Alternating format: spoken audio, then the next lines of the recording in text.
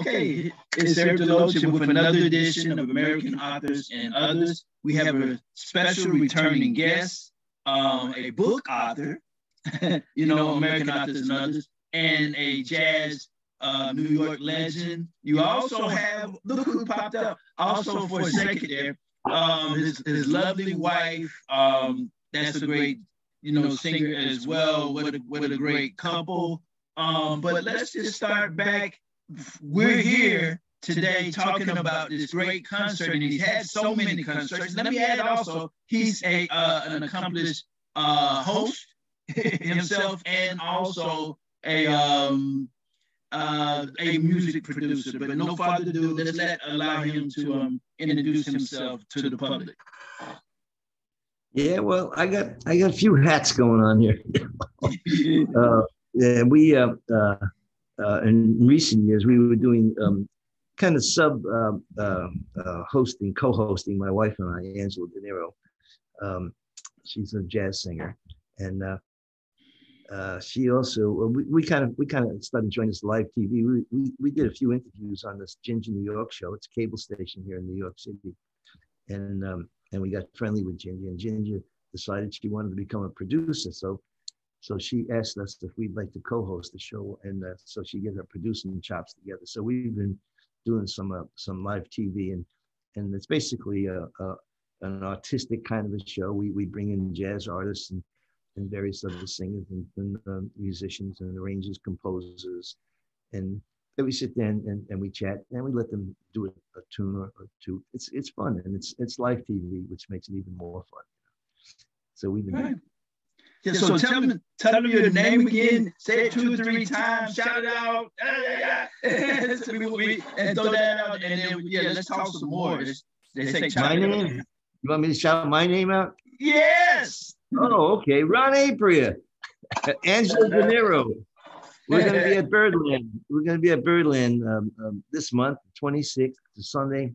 It's kind of an early show from 5:30 to 7 o'clock, and I'll have my big band, my 17-piece big band, and I have a guest artist that's going to join us, Lou Tabakin, and he's joining us because we're doing a tribute to Frank Foster. Frank Foster was a dear friend of mine, but he was also a great saxophone player who composed and arranged a lot of music for the Count Basie band for a period of about 10 years, and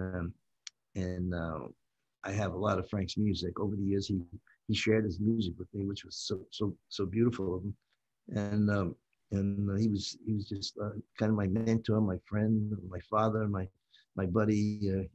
He filled all those things for me. And he passed away a few years back. And I want to do a musical tribute to Frank Foster. And I have all his music, and I'll be playing all his music at Birdland. And Lou Tabakin and Angela will be along with me and my 17-piece band, and we'll be playing all Frank Foster's music, and it's going to be a really, really fun night, and a well-deserved tribute to a great American composer. Wow! How many times have you tell us again? What's the date for the this great concert? It's June 26th. It's a Sunday. Okay. And the show is it's one show. It's an hour-and-a-half show from 5 to 7:30. I'm sorry, it's a 2.5-hour show from 5 to 7:30. Yeah. If you're a jazz lover, be it you're in New York or not, and you can get there, definitely come to that show. I'm sure it's going to be, you're going to be richly rewarded. And we kind of need something like that during this time of COVID. We still, COVID still out there.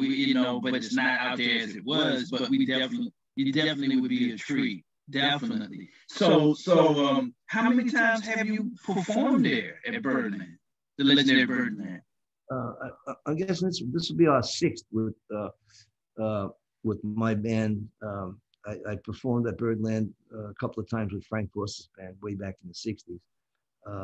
There was a period of about 50 years between that performance and the first one with my big band a few years back. But we've been kind of regulars there at Birdland. Someone was asking me about Birdland. They weren't familiar, and I said Birdland is like the Carnegie Hall of jazz. I know classical musicians, the top of top of the pile is Carnegie Hall. And for jazz musicians, I think Birdland is the top of the heap, you know. So I'm honored to be able to, you know, perform in that environment. It's a great room for listening to music, and it's got so much tradition. I mean, I'm on that bandstand, and just being on that bandstand with you know, following all the icons that have preceded me and played there. It's as I say, it's equivalent to playing at Carnegie Hall. Wow, wow. And let's mention also, again, every time we meet, especially publicly, let's talk about this great book that you have. I mean, for those that, if you love jazz and you want to read something and get some history and just from basically a jazz historian as well as a jazz legend, tell us about this great book that you have out now. That is very beautiful. Yeah, well, actually, the book kind of ties in with this tribute that I'm doing to Frank, because all through that book, when you read that book, you'll see Frank Foster. He's in every phase of my career. From the time I was maybe 20 years old, I was able to go to a jazz club on my own. Probably before that, I was probably closer to 18 years old. First time I went down to Birdland, and I used to sit in Birdland and listen to the Count Basie band. That's where I got to know Frank Foster. And the funny thing is, when I was writing this book, I didn't realize until I finished the book. I knew Frank was always a part of my life, but I don't even know if I realized how much of a part of my life he was until I wrote the book. Every phase of my career, he had something to do with. I played with Woody Herman's band. He recommended me to play with Woody Herman's band. You know, I played with King Curtis's band. He recommended me. I did a sub for him with King Curtis's band. I did my first album. He did the liner notes. You know, it's like every phase of my career, he had something to do with. You know, I played with his band when he left the Basie band, and I went from a fan of his to a pal of his. You know, and the relationship changed. He played at our wedding. You know, so we were very, very close, and for him to share his music with me, I have almost every piece of music that he ever wrote, and so it was an amazing friendship. That's the underlying story to that book. I wrote the book basically to talk about all the bands that I played with, and some of the things, some of the road stories, and some of the craziness and some of the beautiful things that went on those tours. And but underneath all of that was that constant relationship with Frank Foster that I think makes it a really interesting book. Definitely. Do you have it nearby so people can just kind of see how beautiful it is and how attractive it is to you just, oh my God. I mean, it's just, you see this picture of this icon on the front of it, this man with so much information and such a great talent. This cover, I absolutely love. This was done by a very dear friend of mine, Chris Drucker. Chris is a wonderful photographer and designer, and he actually did the design for both of my last two jazz albums, and he also designed the cover for this book and did a great job. Awesome. Okay, well, I don't want to hold this too long, but we're going to keep going a little bit more. Tell us, what does it take? I think that I'd just be interested. What does it take to prepare for Birdland? Like you said, it's one of the formidable concert halls for jazz, which is one of America's great music art forms from both white, blacks. So many people contributed to the beautifulness of this form. But what does it take to prepare for such a concert? That's a good question. You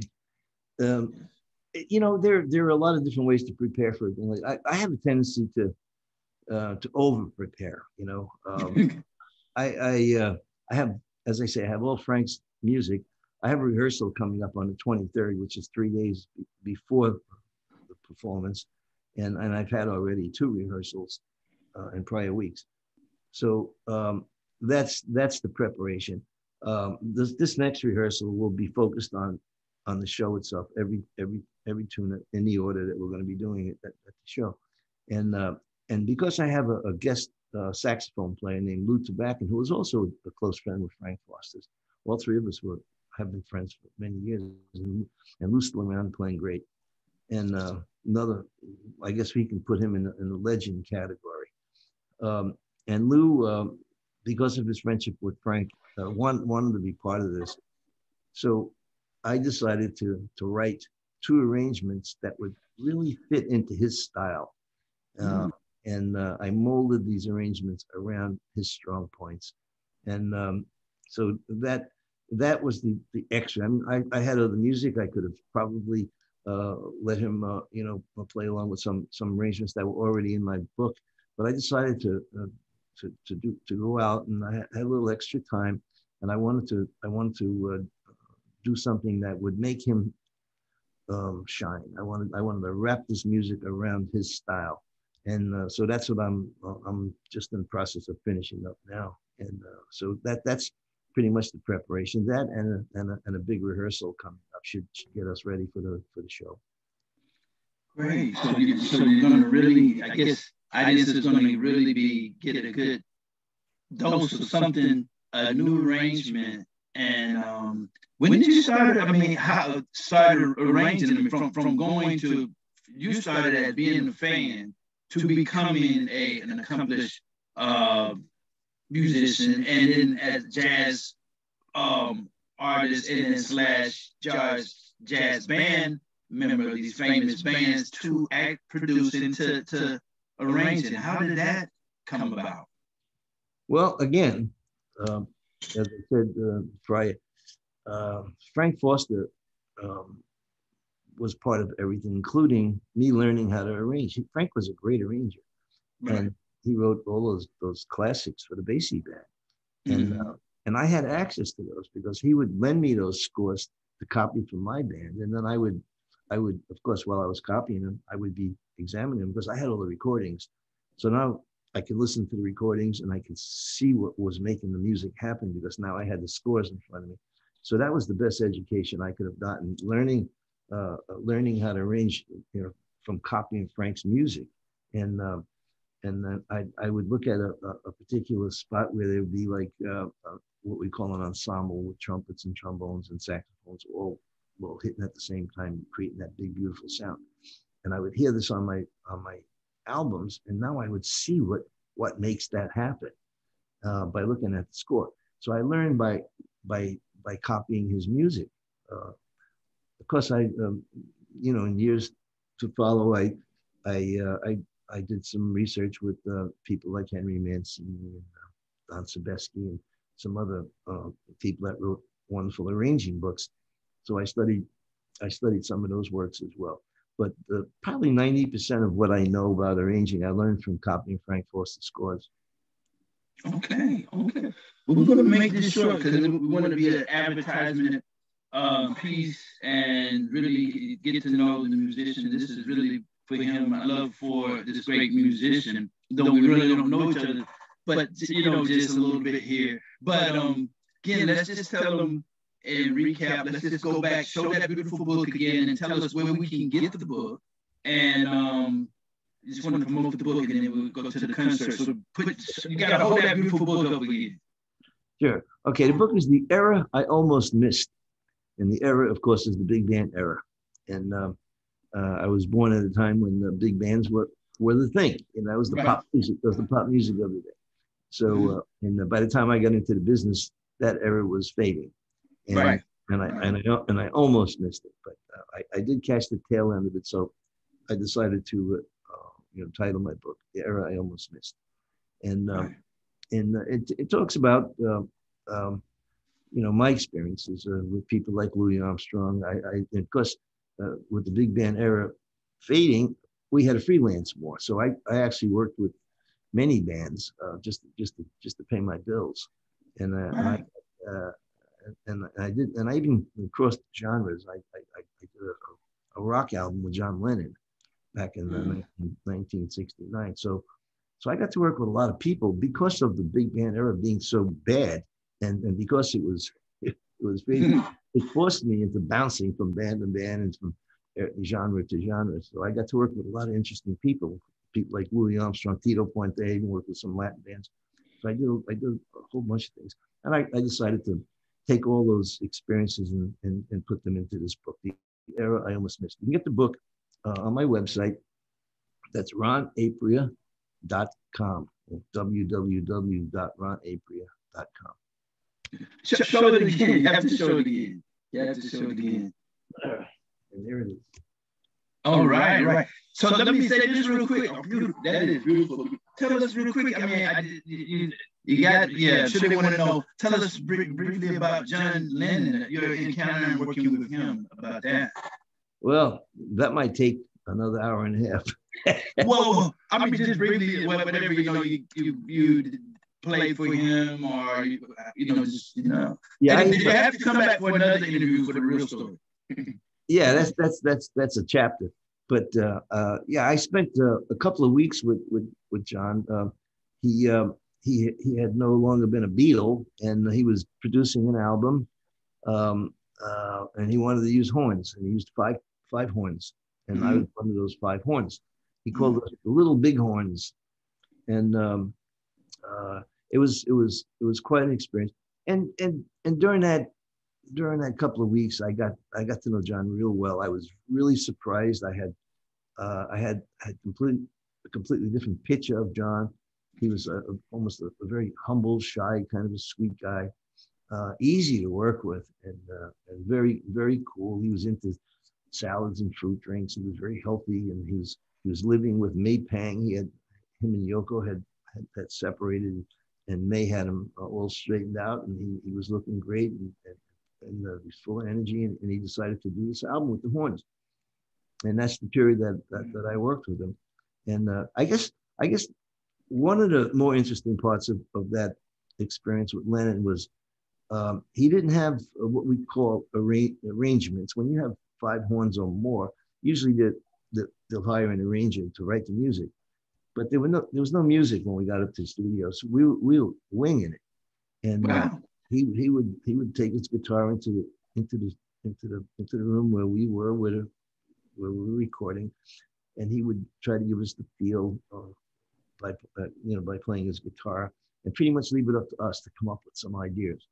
Wow. And I found that to be a little tricky since they were all original songs, and we didn't know any of the tunes. I thought it'd be a good idea to get his lead sheets and make some photostats. So I took his lead sheets. I went into another room. Me and his trumpet player, Steve Medea, we went into another room, and we were photostating the music so that we at least have a little bit of a guide as to what we were going to play. And John comes walking in, and he takes the music out of the photostat machine. He sticks his face in, and he hits the button.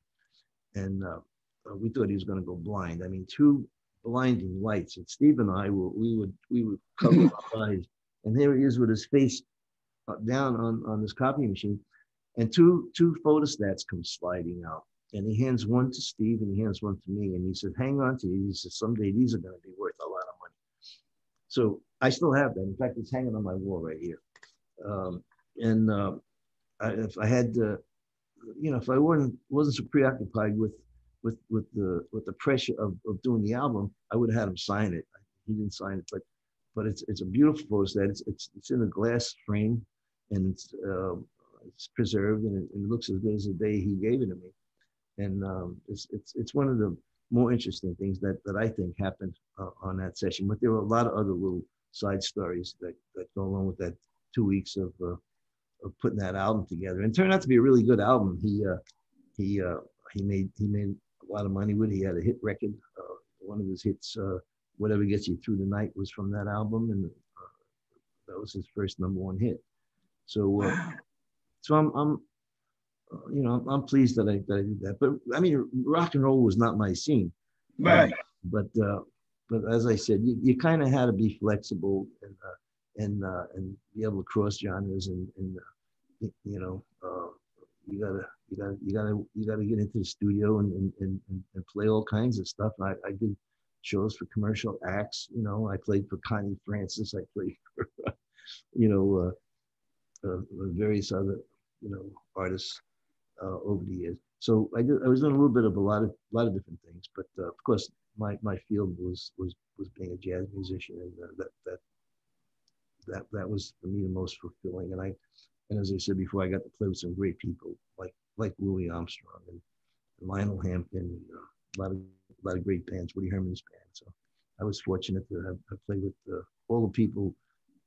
Well, I shouldn't say all the people, but most of the people that I wanted to play with as a kid, I got to play with.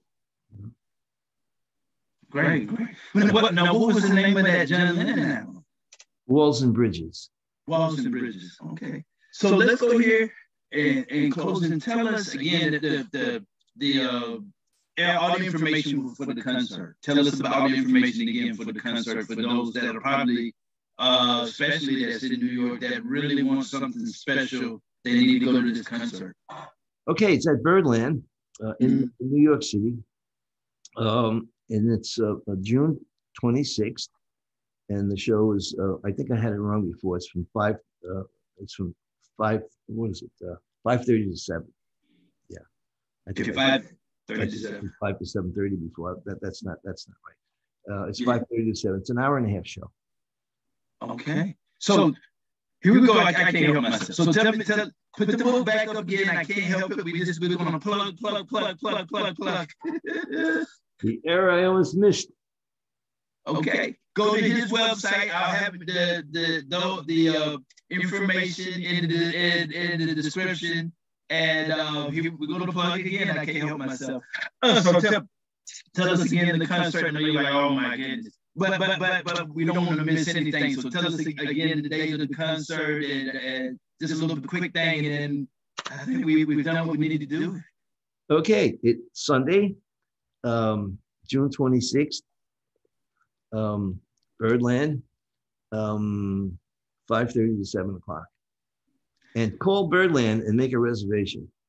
Yeah. Do we have the phone number of Birdland by any chance? I'm asking my secretary here. She's gonna get us the phone number. Be there or be square. You definitely want to check out. And he's really as he said, he's got some special jewels through composing some stuff. So you want to check that out. Go ahead. Okay, the number is 212-581-3080. 212-581-3080. And or you can go on their website. It's birdlandjazz.com. And you can the calendar is right there on their site, and you can order reservations and get your tickets right on the internet. Okay, so we're gonna in here, but we will say this: where can they find you? Where can they find you? Yes. Well, right on my website. I gave it before. I'll give it again: www.ronaprea.com. That's RONAPREA.com. Okay. Go to the concert if you're in the area. If you're not in the area, you just really want to not miss something that is going to be spectacular. Get your flight. Go to the concert. I don't care if you're in Japan. Get over there. Get over here. Go to the concert. And get the book. You know, as a special. And maybe you'll read a little bit more about John Lennon and read a little bit, and I'm sure you'll read a lot more in terms of his spectacular career, transitions in his life, and check the first video too that we did, and hopefully we'll probably do some more. I mean, how many times did you get the chance to talk to a legend like this, an icon like this? To next time, we're going to say bye.